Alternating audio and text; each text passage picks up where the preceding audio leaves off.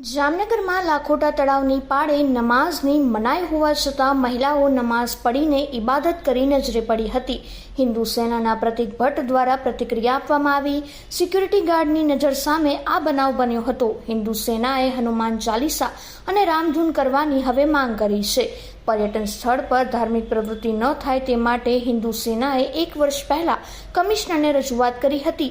ત્યારે આજે મહિલાઓ નમાઝ પઢતી હોવાનો વિડીયો વાયરલ થતા હિન્દુ સેનાના પ્રતિક ભટ્ટે પોતાની પ્રતિક્રિયા આપી છે. જય શ્રી રામ, જય મહાકાલ. પ્રતિક ભટ્ટ, હિન્દુ સેના ગુજરાત અધ્યક્ષ. આજે ગુરુવારના દિવસે, ઈદના દિવસે હું હિન્દુ સેનાના સંગઠનના કાર્યને લઈને બહાર પ્રવાસમાં છું.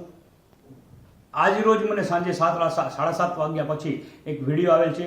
જામનગરની તળાવની પાળ પર 2 મુસ્લિમ બહેનો નમાઝ અદા કરી રહી છે, ઇબાદત કરી રહી છે.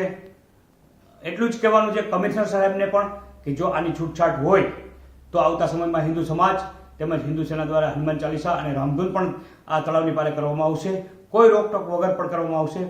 ભૂતકાળમાં પણ 1.5-2 વર્ષ પહેલાં પણ ભૂતકાળમાં કમિશનર સાહેબને રજૂઆત કરેલી હતી કે અહીંયા નમાઝ અદા કરે છે, અમે રામધૂન અથવા હનુમાન ચાલીસા કરશું તો એમાં પણ કોઈ રોકટોક કે મંજૂરીની જરૂર નથી. હિન્દુ સમાજને પણ એવી આહવાન કરીએ છીએ કે તળાવની પાળે રામધૂન કે હનુમાન ચાલીસામાં કોઈ રોકટોક નહીં.